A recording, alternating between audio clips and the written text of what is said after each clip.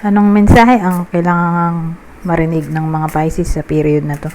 Pwedeng nangyayari na itong magiging reading o mangyayari pa lang. Kung hindi man para sa inyo, itong magiging reading, di baka para sa someone na malapit sa inyo o kakilala nyo mismo.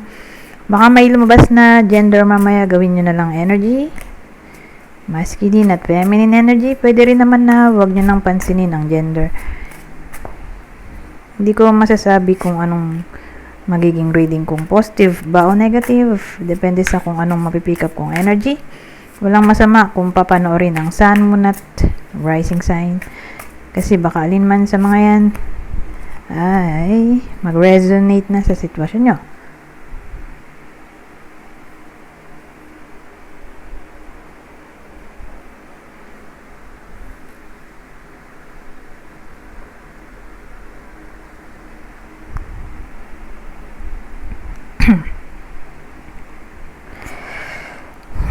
So, may bida tayo dito.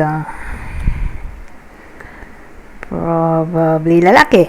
Pwede rin namang babae kung extrovert.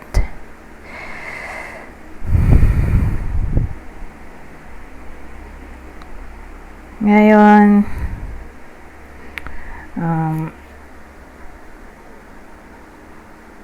ang pipiliin kong bida ay lalaki. Pero again, pwede rin naman to sa babae kung extrovert, ha. Yan nga lang kasi, mahirap from time to time sasabihin ko pa yung pwede rin sa babae kung extrovert, di ba? Ang hassle. So, lalaki na lang yung pipiliin ko.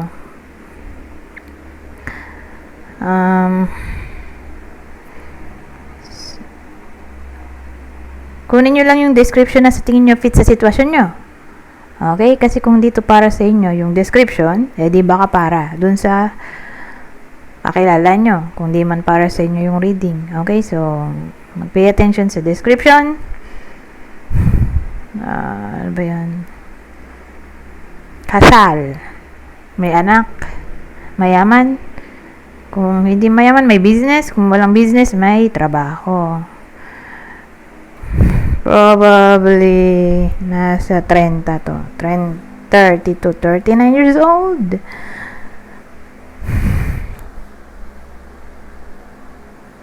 Ayun. Yun na lang. So, yun yung description ng bida natin. Temperance, 7 of Cups, 9 of Pentacles. Ano tong Temperance?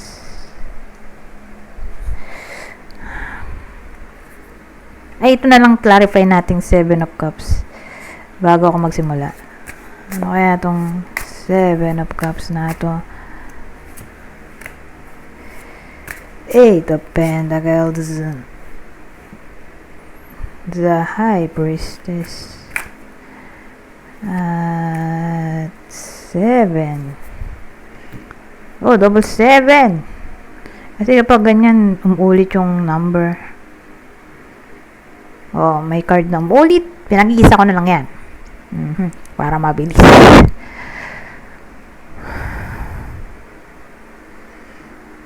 So again, 8 of Pentacles, the High Priestess, at 7 of Pentacles. Yun yung clarifier cards ng 7 of Cups.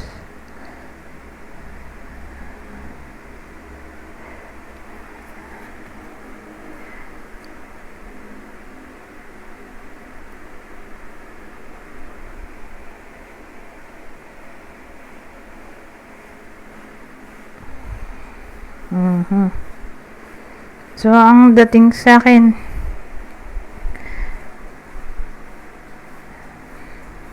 natama to sa career dahil nandito tong 8 of Pentacles na para bang may mangyayari ba sa period na to regarding career.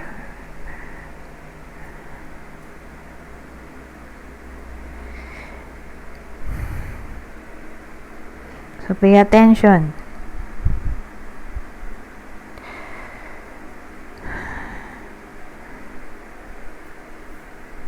Lalo na siguro kung ang career ay may kinalaman sa ganito.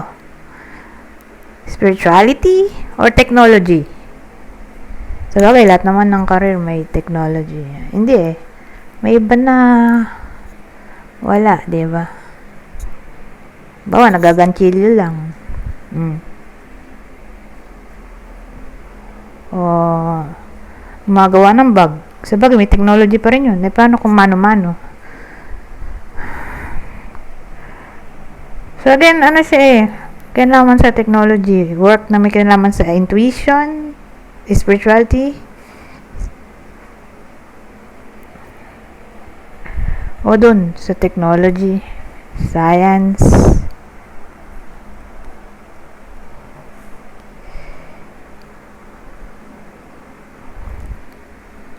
dun parang may mangyayari ba dun sa field na yon.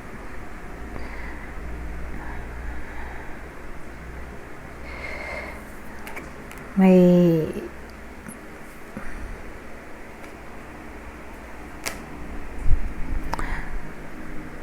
magandang pangyayari. Okay? Improvement, progress.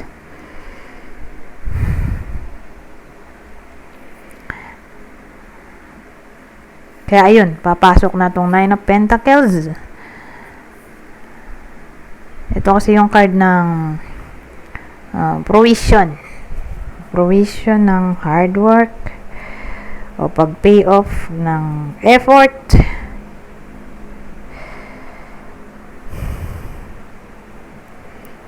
O, ito na rin yung card ng accomplishment, promotion,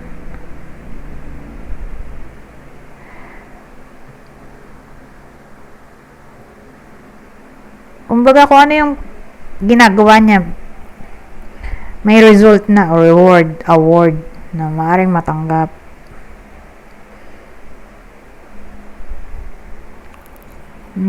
Pero naging career reading tayo, no? Pero dating dito. Kaya pala may temperance. Temperance in a way na walang problema. Kalokohan, walang problema. Pero siguro sabihin natin yung bida natin mababalance niya yung career at personal life niya.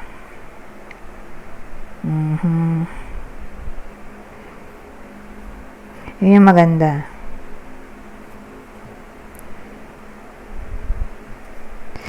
Saka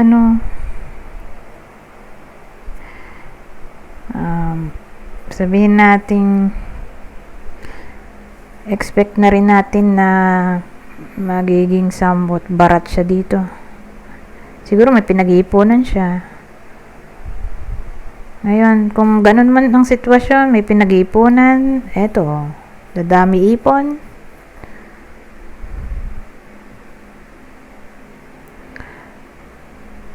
So, kung sakali man na maging busy siya sa period na to, 3 months to di ba? Dahil nandito yung temperance, hindi siya ganong matotoxic. O sabihin natin, magiging magaling siya sa time management. Tatapos niya rin ang dapat niyang tapusin kahit gaano pa karami. Yun ang kinaganda nitong temperance.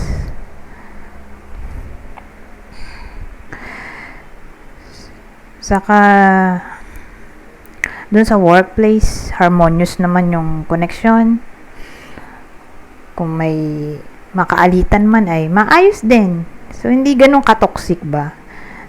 Kasi, temperance to Hindi,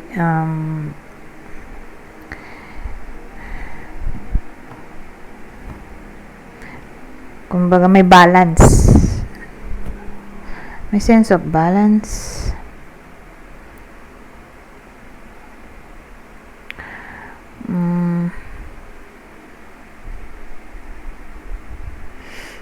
So, ano pa bang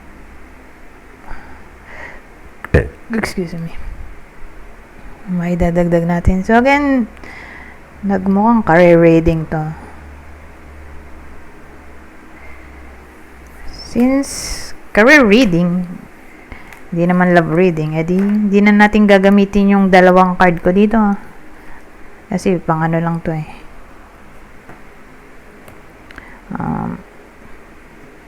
Pang love reading kung saan pwede natin malaman yung other person or clue tungkol sa mga bida sa reading. So again, career reading. Since mabilis tayo natapos, tabi ko lang to. Punta tayo dito sa susunod na senaryo. So, sa case na to, dalawa lang na card ang gagamitin ko para mabilis. Okay? Hindi ako nagamit ng clarifier cards unless hindi ko talaga maintindihan. So, ito yung fast reading natin. Fast and random reading.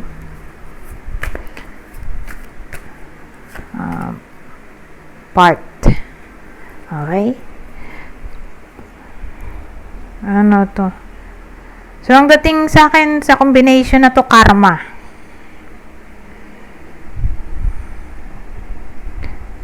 May chance ng karma.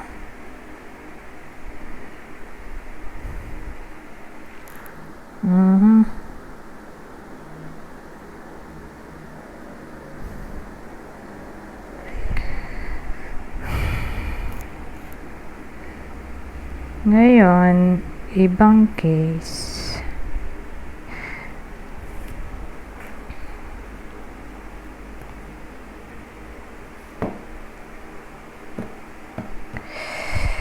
Hindi na magpo-procrastinate yung iba sa inyo. Okay?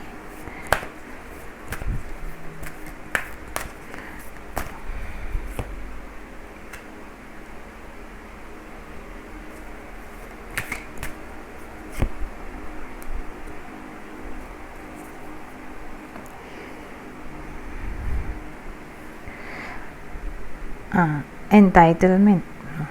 Di promotion to. Hitting the mark. Entitlement.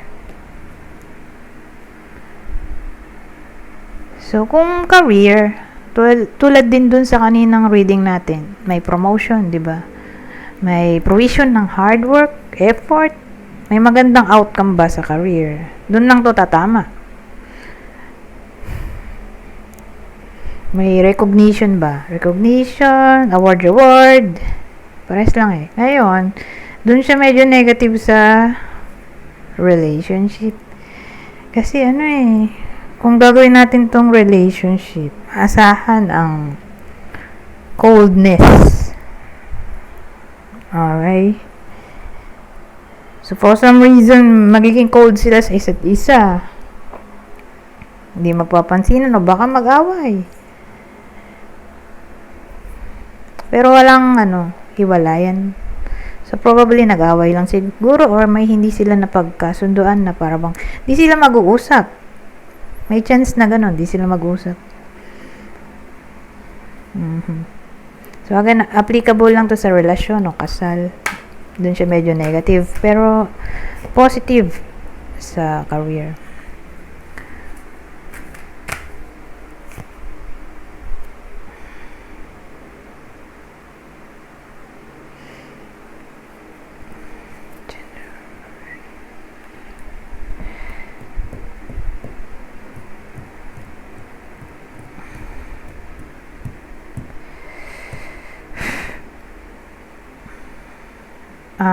Ang dating sa akin ito, may tutulong sa iba sa inyo in times of crisis. Kung mag-a-ask ng help. Kasi may generosity doon. Ibang case, may iba naman na takot manghingi ng tulong. Withholding, asking for help. So, case to case basis. May mga tao kasi mahiyain or ma-pride. So, may case na kahit hirap na di pa rin hihingi ng tulong. Yun yung pangalawang senaryo. Yung unang senaryo, kung sakali nga na problema, mukha namang tutulungan Okay. Siguro rin, kaya ganun doon sa pangalawang senaryo, na trauma. Kaya rin siguro, natatakot manghingi ng tulong. Kaya ganun ang reaction. Na kahit problemado na, ayaw humingi ng tulong. Pero again, dun sa unang senaryo, kung manghihingi ng tulong in times of crisis, mukha namang matutulungan. Okay?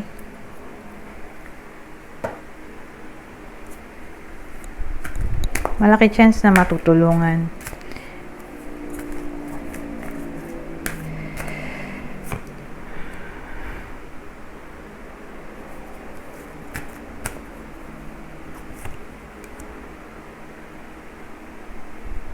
Ganda sana nito. Ano to?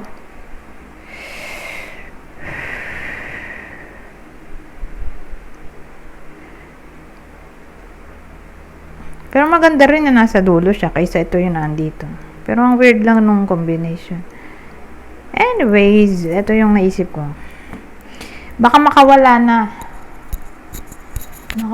na ang iba sa inyo mula sa katoksikan ng ibang tao kung sakali man na kinokontrol sila, ginagaslight, na para bang walang freedom.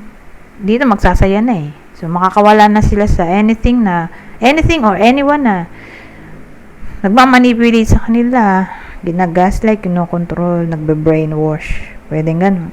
So case to case basis.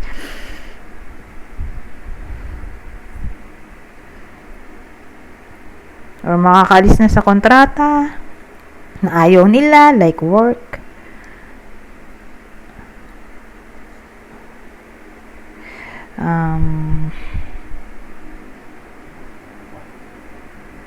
Ngayon, ibang case ay halimbawa, na-confuse yung iba sa inyo for some reason. Magkakaroon na dito ng clarity. Kaya may celebration. Or anything na nagpapa-insecure sa iba sa inyo, mukhang mawawala na dito.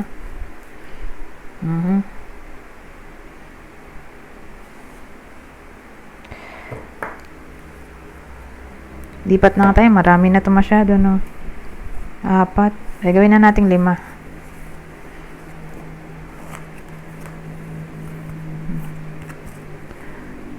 Last spread sa deck na to.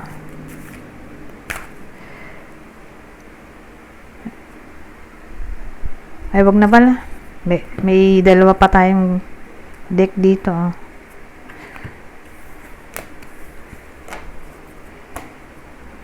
Kasi, hanggang 23 minutes lang ako. Masakit na lamunan ko Ito na lang.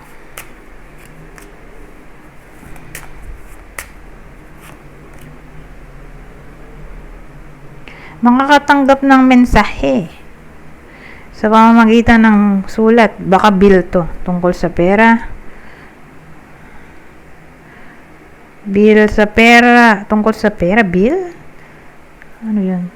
Baka bill nga. O notice siguro.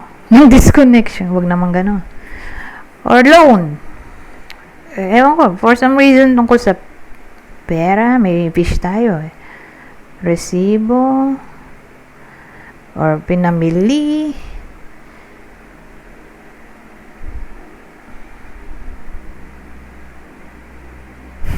Papel kasi to, tapos pera.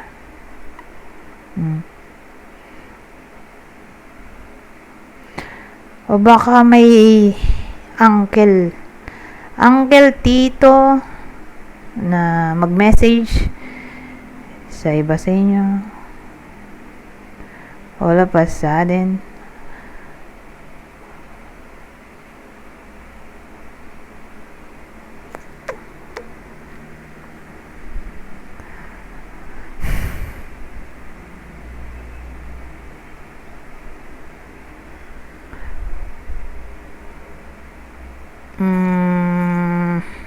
pa ba to? Ano maisip pa? Ang hirap ng combination.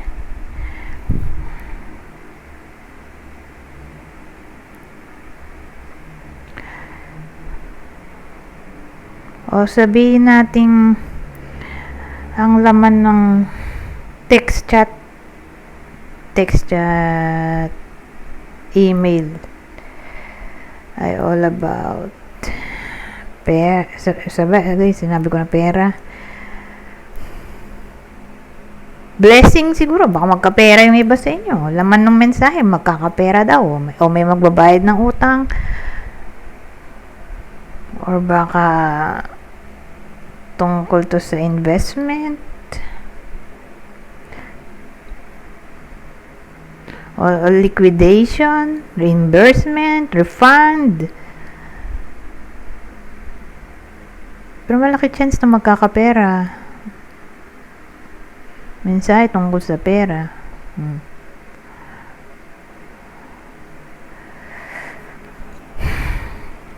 O tungkol sa transaction. Letter tungkol sa transaction.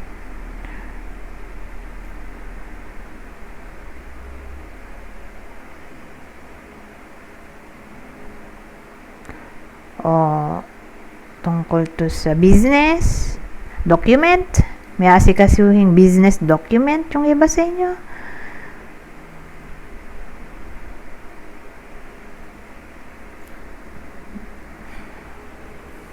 May isip. O letter tungkol sa babayarin.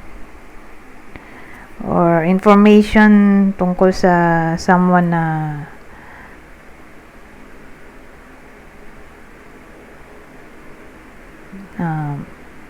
nalango sa alak siguro. Or worst case scenario regarding abandonment. Ang sakit ng ulo ko. Abandonment. Diyos ko po. So whether kayo yung maka-receive nun or kayo yung makakabalita na may someone na yun nga, inabandon na. Kaya lang din na natin maka-clarify kung ano yun. Anong klaseng abandonment. Ngayon, ito na yung huli. 22 minutes pa. Ito yung huli. Pang masasabi nito. Kasi bihira ko gamitin tong mga to sayang naman kung di ko magamit. Matagal bago umulit.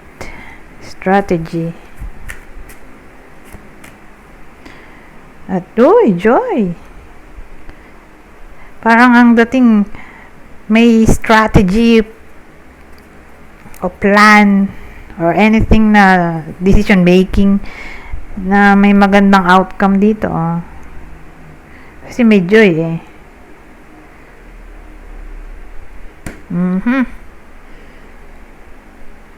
Anyways, hanggang dito na lang. Goodbye. For now.